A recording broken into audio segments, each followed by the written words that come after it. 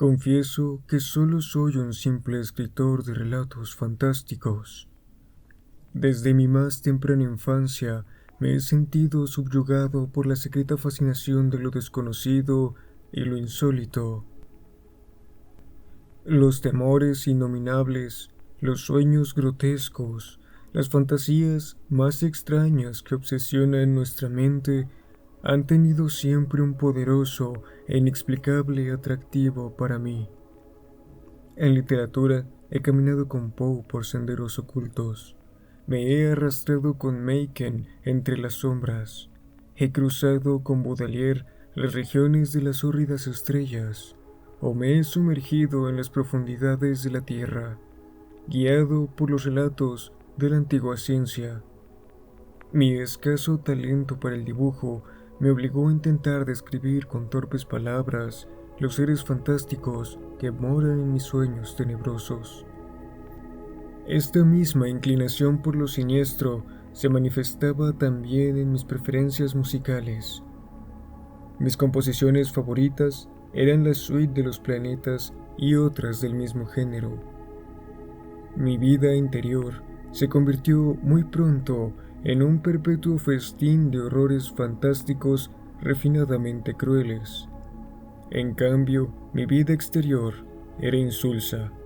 Con todo el transcurso del tiempo me fui haciendo cada vez más insociable, hasta que acabé por llevar una vida tranquila y filosófica en un mundo de libros y de sueños. El hombre debe trabajar para vivir. Incapaz por naturaleza de todo trabajo manual, me sentí desconcertado en mi adolescencia ante la necesidad de elegir una profesión. Mi tendencia a la depresión vino a complicar las cosas y, durante algún tiempo, estuve bordeando el desastre económico más completo. Entonces fue cuando me decidí a escribir. Adquirí una vieja máquina de escribir, un montón de papel barato y unas cuantas hojas de papel carbón. Nunca me preocupó la búsqueda de un tema. Qué mejor veneno que las ilimitadas regiones de mi viva imaginación. Escribiría sobre temas de horror y de oscuridad y sobre el enigma de la muerte. Al menos en mi experiencia y candidez, este era mi propósito. Mis primeros intentos fueron un fracaso rotundo. Mis resultados quedaron lastimosamente lejos de mis soñados proyectos. En el papel, mis fantasías más brillantes se convirtieron en un revoltijo insensato de pesados adjetivos, y no encontré palabras de uso corriente con que expresar el terror postentoso de lo desconocido. Mis primeros manuscritos resultaron mediocres, vulgares. Las pocas revistas especializadas en este género los rechazaron con significativa unanimidad. Tenía que vivir. Lentamente, pero de manera segura, comencé a ajustar mi estilo a mis ideas. Trabajé laboriosamente las palabras, las frases y las estructuras de las oraciones. Trabajé duramente en ello. Pronto aprendí lo que era sudar, y por fin uno de mis relatos fue aceptado. Después, un segundo, y un tercero, y un cuarto. Enseguida comencé a dominar los trucos más elementales del oficio y comencé finalmente a vislumbrar mi porvenir con cierta claridad. Retorné con el ánimo más ligero a mi vida de ensueños y a mis queridos libros. Mis relatos me proporcionaban medios un tanto escasos para subsistir. Y durante cierto tiempo no pedí más a la vida, pero esto duró poco. La ambición, siempre engañosa, fue la causa de mi ruina. Quería escribir un relato real, no uno de esos cuentos efímeros y estereotipados que producía para las revistas, sino una verdadera obra de arte. La creación de semejante obra maestra llegó a convertirse en mi ideal. Yo no era un buen escritor, pero ello no se debía enteramente a mis errores de estilo. Presentía que mi defecto fundamental radicaba en el asunto escogido. Los vampiros, los hombres lobo, los profanadores de cadáveres, los monstruos mitológicos constituían un material de escaso mérito. Los temas e imágenes vulgares, el empleo rutinario de adjetivos y un punto de vista prosaicamente antropocéntrico eran los principales obstáculos para producir un cuento fantástico realmente bueno. Debía elegir un tema nuevo, una intriga verdaderamente extraordinaria. Si pudiera concebir algo realmente teratológico, algo monstruosamente increíble.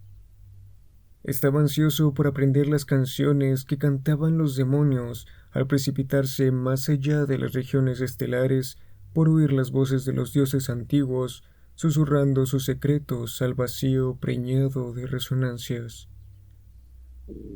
Deseaba vivamente conocer los terrores de la tumba, el roce de las larvas en mi lengua, la fría caricia de una mortaja podrida sobre mi cuerpo. Anhelaba hacer mías las vivencias que yacen latentes en el fondo de los ojos vacías de las momias y ardía en deseos de aprender la sabiduría que solo el gusano conoce. Entonces podría escribir de verdad, y mis esperanzas se realizarían cabalmente. Busqué el modo de conseguirlo, serenamente. Comencé a escribirme con pensadores y soñadores solitarios de todo el país. Mantuve correspondencia con un eremita de los montes occidentales, con un sabio de la región desolada del norte y con un místico de Nueva Inglaterra. Por medio de este, tuve conocimiento de algunos libros antiguos que eran tesoro y reliquia de una ciencia extraña.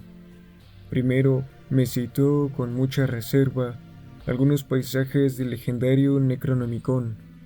Luego, se refirió a cierto libro de Avon, que tenía fama de superar a los demás por su carácter demencial y blasfemo.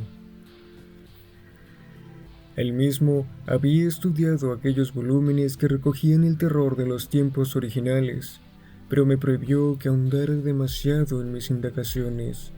Me dijo que, como hijo que era de la embrujada ciudad de Arkham, donde aún palpitan y acechan sombras de otros tiempos, había oído cosas muy extrañas, por lo que decidió apartarse prudentemente de las ciencias negras y prohibidas. Finalmente, después de mucho insistirle, consintió de mala gana en proporcionarme los nombres de ciertas personas que, a su juicio, podrían ayudarme en mis investigaciones. Mi corresponsal era un escritor de notable brillantez. Gozaba de una sólida reputación en los círculos intelectuales más exquisitos, y yo sabía que estaba tremendamente interesado en conocer el resultado de mi iniciativa. Tan pronto como su preciosa lista estuvo en mis manos, comencé una masiva campaña postal con el fin de conseguir los libros deseados. Dirigí mis cartas a varias universidades, a bibliotecas privadas, a astrólogos afamados y a los dirigentes de ciertos cultos secretos de nombres oscuros y sonoros. Pero aquella labor estaba destinada al fracaso. Sus respuestas fueron manifestantemente hostiles. Estaba claro que quienes poseían semejante ciencia se enfurecían ante la idea de que sus secretos fuesen desvelados por un intruso. Posteriormente recibí varias cartas anónimas llenas de amenazas e incluso una llamada telefónica verdaderamente alarmante, pero lo que más me molestó fue el darme cuenta de que mis esfuerzos habían resultado fallidos. Negativas, evasivas, desaires, amenazas. Aquello no me servía de nada. Debía buscar por otra parte. Las librerías. Quizá descubriese lo que buscaba en algún estante olvidado y polvoriento. Entonces comencé una cruzada interminable. Aprendí a soportar mis numerosos desengaños con impasible tranquilidad. En ninguna de las librerías que visité habían oído hablar del espantoso Necronomicon, del maligno libro de Avon, ni del inquietante Cultes des Gauls. La perseverancia acaba siempre por triunfar. En una vieja tiendecita de South Dearborn Street, en unas estanterías arrinconadas, acabé por encontrar lo que andaba buscando. Allí, encajado entre dos ediciones centenarias de Shakespeare, descubrí un gran libro con tapas de hierro. En ellas, grabado a mano, se leía el título The Vermis Mysteries, Misterios del Gusano. El propietario no supo decirme de dónde procedía el libro aquel. Quizá lo había adquirido hace un par de años en algún lote de libros de segunda mano. Era evidente que desconocía su naturaleza, ya que me lo vendió por $1. Encantado por su inesperada venta, me envolvió el pesado mamotreto y me despidió con amable satisfacción. Yo me marché apresuradamente con mi precioso botín debajo del brazo. Lo que había encontrado ya tenía referencias del libro. Su autor era Ludwig Prien y había perecido en la guerra inquisitorial en Bruselas cuando los juicios por brujería estaban en su apogeo. Había sido un personaje extraño, alquimista, nigromante y mago de gran reputación. Alardeaba de haber alcanzado una edad milagrosa cuando finalmente fue inmolado por el fiero poder secular. De él se decía que se proclamaba el único superviviente de la Novena Cruzada y exhibía como prueba ciertos documentos mohosos que parecían atestiguarlo.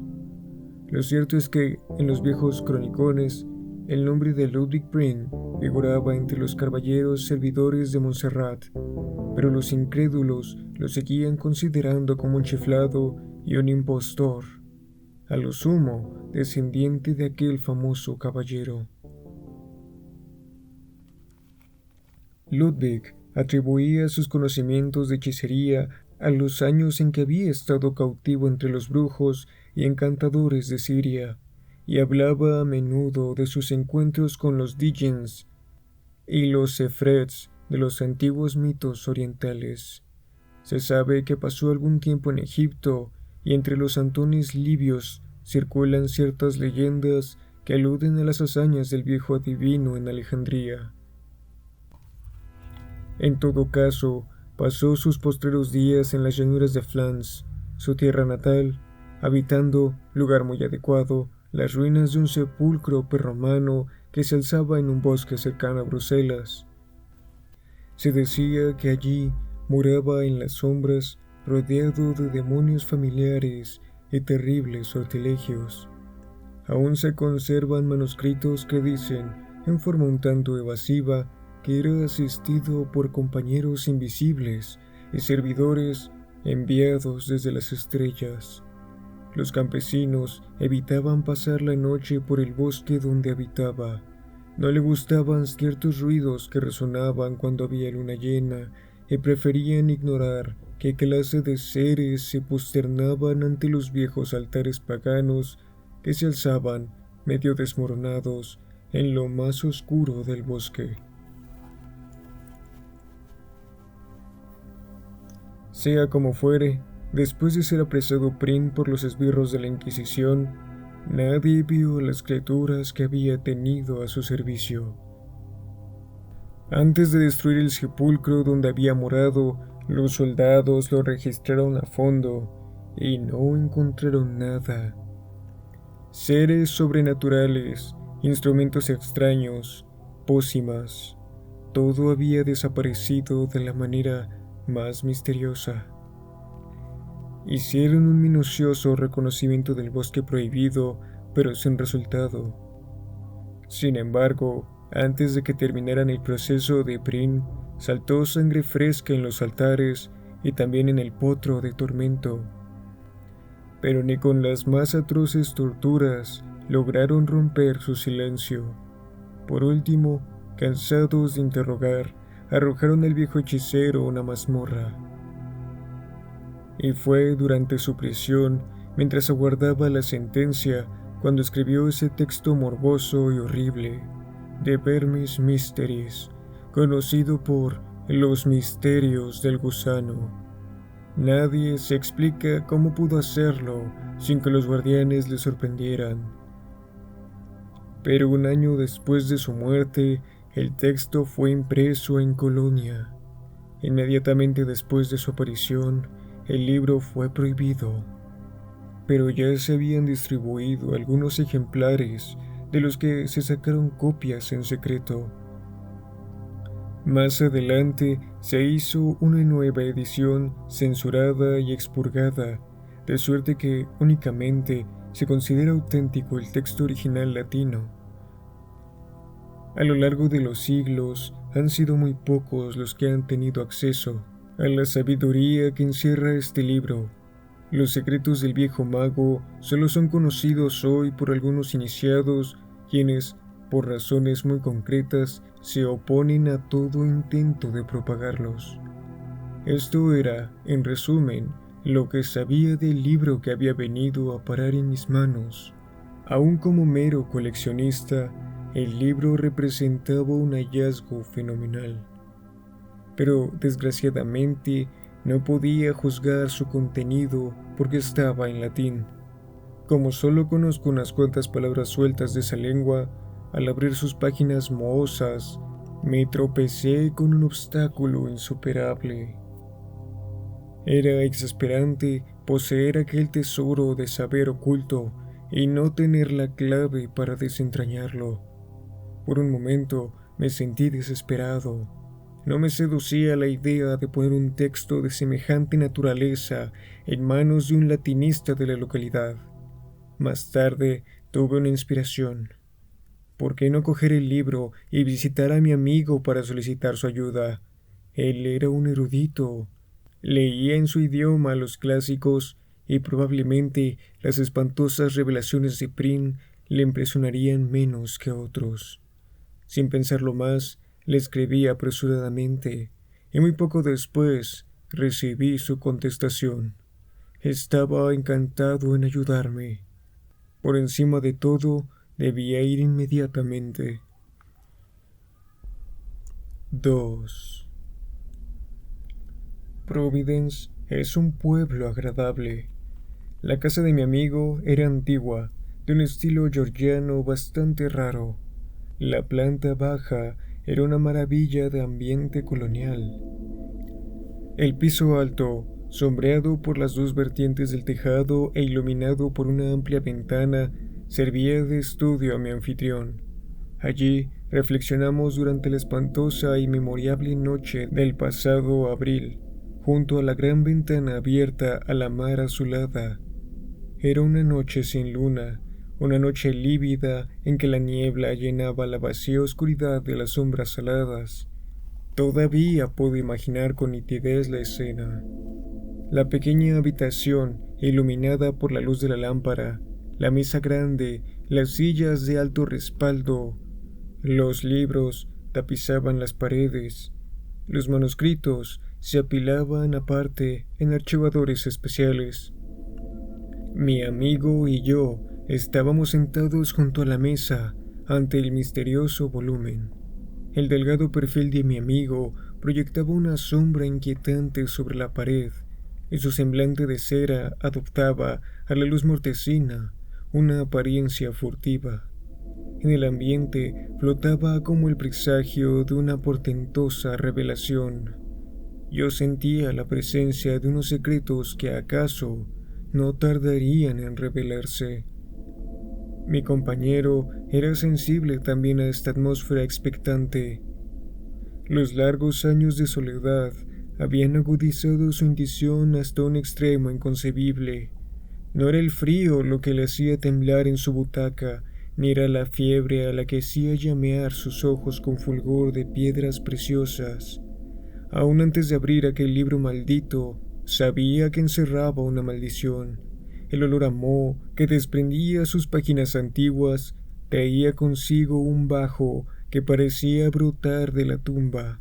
Sus hojas descoloridas estaban carcomidas por los bordes. Su encuadernación de cuero estaba roída por las ratas, acaso por unas ratas cuyo alimento habitual fuera singularmente horrible.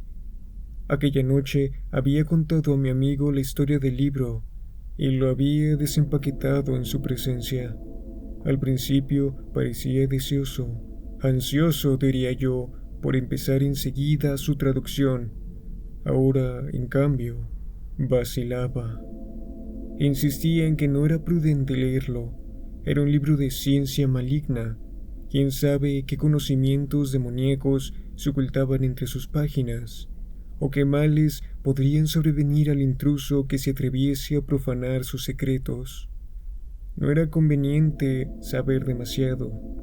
Muchos hombres habían muerto por practicar la ciencia corrompida que contenían estas páginas. Me rogó que abandonara mi investigación, ahora que no lo había leído aún, y que tratase de inspirarme en fuentes más saludables. Fui un necio. Rechacé precipitadamente sus objeciones con palabras vanas y sin sentido. Yo no tenía miedo. Podríamos echar al menos una mirada al contenido de nuestro tesoro. Y comencé a pasar hojas. El resultado fue decepcionante. Su aspecto era el de un libro antiguo y corriente de hojas amarillentas y medio deshechas, impreso en gruesos caracteres latinos y nada más. Ninguna ilustración, ningún grabado alarmante. Mi amigo no pudo resistir la tentación de saborear semejante rareza bibliográfica. Al cabo de un momento, se levantó para echar una ojeada al texto por encima de mi hombro. Luego, con creciente interés, empezó a leer en voz baja algunas frases en latín. Por último, vencido ya por el entusiasmo, me arrebató el precioso volumen, se sentó junto a la ventana y se puso a leer pasajes al azar. De cuando en cuando los traducía al inglés. Sus ojos relampagueaban con un brillo salvaje. Su perfil cadavérico expresaba una concentración total en los viejos caracteres que cubrían las páginas del libro. Cuando traducía en voz alta, las frases retumbaban como una letanía del diablo. Luego, su voz se debilitaba hasta convertirse en un siseo de víbora. Yo tan solo comprendía algunas frases sueltas porque, en su ensimismamiento, parecía haberse olvidado de mí. Estaba leyendo algo referente a hechizos y encantamientos. Recuerdo que el texto aludía a ciertos dioses de la adivinación, tales como el padre Yik, Han el Oscuro y Beatis, cuya barba estaba formada de serpientes. Yo temblaba. Ya conocía esos nombres terribles, pero más habría temblado si hubiera llegado a saber lo que estaba a punto de ocurrir. Y no tardó en suceder. De repente, mi amigo se volvió hacia mí, preso de una gran agitación.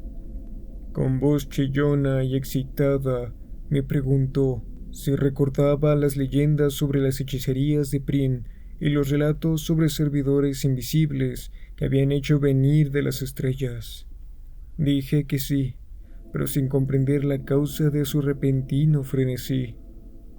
Entonces me explicó el motivo de su agitación.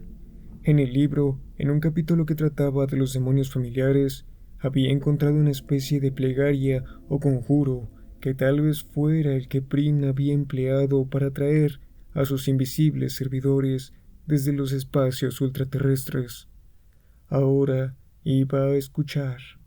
Él me lo leería. Yo permanecí sentado como un tonto, ignorante de lo que iba a pasar. ¿Por qué no gritaría entonces? ¿Por qué no trataría de escapar o de arrancarle de las manos aquel códice monstruoso? Pero yo no sabía nada. Y me quedé sentado donde estaba, mientras mi amigo, con voz quebrada por la violenta excitación, leía una larga y sonora invocación. ibi magnum innominandum, signa stellarum nigrarum, et bufanoformis sadoque sigillum. El ritual siguió adelante. Las palabras se alzaron como aves nocturnas de terror y de muerte. Temblaron como llamas en el aire tenebroso y contagiaron su fuego letal a mi cerebro. Los acentos atronadores de mi amigo producían un eco en el infinito, más allá de las estrellas más remotas. Era como si su voz, a través de enormes puertas primordiales, alcanzara regiones exteriores a toda dimensión en busca de un oyente y lo llamara a la tierra. ¿Era todo esto una ilusión? No me paré a reflexionar. Y aquella llamada, proferida de manera casual, obtuvo respuesta. Apenas se había apagado la voz de mi amigo en nuestra habitación cuando sobrevino el terror. El cuarto se tornó frío. Por la ventana entró huyendo un viento repentino que no era de este mundo. En él cabalgaba como un plañido, como una nota perversa y lejana. Al oírla, el semblante de mi amigo se convirtió en una pálida máscara de terror. Luego, las paredes crujieron y las hojas de la ventana se combaron ante mis ojos atónitos. Desde la nada que se abría más allá de la ventana, llegó un súbito estallido de lúbrica risa, unas carcajadas histéricas que parecían producto de la más completa locura. Aquellas carcajadas que no proferían boca alguna alcanzaron la última quintaesencia del horror. Lo demás ocurrió a una velocidad pasmosa. Mi amigo se lanzó hacia la ventana y comenzó a gritar, manoteando como si quisiera zafarse del vacío. Vi sus rasgos contraídos en una mueca de loca agonía. Un momento después, su cuerpo se levantó del suelo y comenzó a doblarse hacia atrás, en el aire hasta un grado imposible. Inmediatamente sus huesos se rompieron con un chasquido horrible y su figura quedó colgando en el vacío. Tenía los ojos vidriosos y sus manos se crispaban convulsivamente, como si quisiera agarrar algo que yo no veía. Una vez más se oyó aquella risa bersánica, pero ahora provenía de dentro de la habitación. Las estrellas oscilaban en roja angustia. El viento frío silbaba estridente en mis oídos. Me encogí en mi silla, con los ojos clavados en aquella escena aterradora que se desarrollaba ante mí. Mi amigo empezó a gritar. Sus alaridos se mezclaban con aquella risa perversa que surgía del aire. Su cuerpo combado, suspendido en el espacio, se dobló nuevamente hacia atrás, mientras la sangre brotaba de su cuello desgarrado como agua roja de un surtidor. Aquella sangre no llegó a tocar el suelo. Se detuvo en el aire y cesó la risa, que se convirtió en un gorgoteo nauseabundo. La sangre estaba alimentando un ser invisible del más allá. ¿Qué entidad del espacio había sido invocada tan repentina e inconscientemente? ¿Qué era aquel monstruo vampiro que yo no podía ver? Después, aún tuvo lugar una espantosa metamorfosis. El cuerpo de mi compañero se encogió, marchitó ya y sin vida. Por último, cayó en el suelo y quedó allí horriblemente inmóvil. Pero en el aire de la estancia sucedió algo pavoroso. Junto a la ventana, en el rincón, se hizo visible un resplandor rojizo, sangriento. Muy despacio, pero en forma continua, la silueta de la presencia fue perfilándose cada vez más, a medida que la sangre iba llenando la trama de la invisible entidad de las estrellas. Era una inmensidad de gelatina palpitante, húmeda y roja, una burbuja escarlata con miles de apéndices tentaculares que se enroscaban y desenroscaban en el vacío. En los extremos de estos apéndices, unas bocas se abrían y cerraban con horrible codicia. Era una cosa hinchada y obscena, un bulto sin cabeza, sin rostro, sin ojos, una especie de buche ávido dotado de garras que había brotado del vacío estelar. La sangre humana con la que se había nutrido revelaba ahora los contornos del comensal. No era un espectáculo para presenciarlo un ser humano. Afortunadamente para mi equilibrio mental, aquella criatura no se demoró ante mis ojos. Con un desprecio total por el cadáver flácido que yacía en el suelo, asió el espantoso libro con un tentáculo viscoso y retorcido y se dirigió a la ventana con rapidez. Allí comprimió su tembloroso cuerpo de gelatina a través de la abertura. Desapareció y oí su risa burlesca y lejana arrastrada por las ráfagas de viento, mientras regresaba a los abismos de donde había venido. Eso fue todo. Me quedé solo en la habitación ante el cuerpo roto y sin vida de mi amigo. El libro había desaparecido en la pared y había huellas de sangre y abundantes salpicaduras en el suelo. El rostro de mi amigo era una calavera ensangrentada vuelta hacia las estrellas. Permanecí largo rato sentado en silencio antes de prenderle fuego a la habitación. Después me marché. Me reí porque sabía que las llamas destruirían toda huella de lo ocurrido. Yo había llegado aquella misma tarde.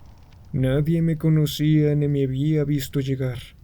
Tampoco me vio nadie partir, ya que oí antes de que las llamas empezaran a propagarse. Anduve horas y horas sin rumbo por las torcidas calles, sacudido por una risa idiota cada vez que divisaba las estrellas inflamadas, cruelmente jubilosas, que me miraban furtivamente a través de los desgarrones de la niebla fantasmal. Al cabo de varias horas, me sentí lo bastante calmado para tomar el tren.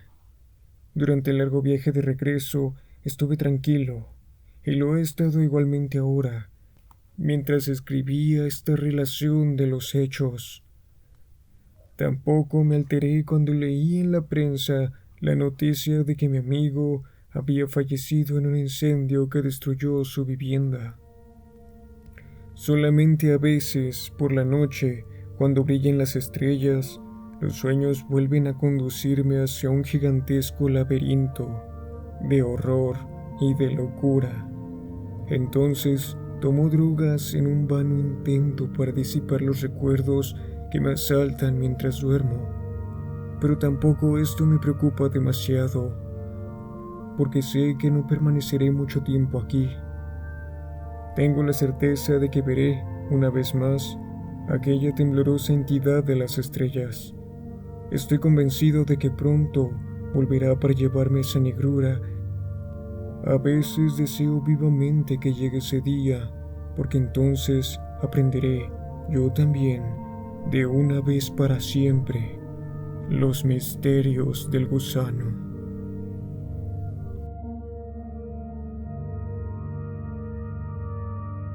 De Robert Bloch, El vampiro estelar. Título original: The Shambler from the Stars, traducido por Francisco Torres Oliver. En Los mitos de Cthulhu, Howard Phillips Lovecraft y otros, de Alianza Editorial.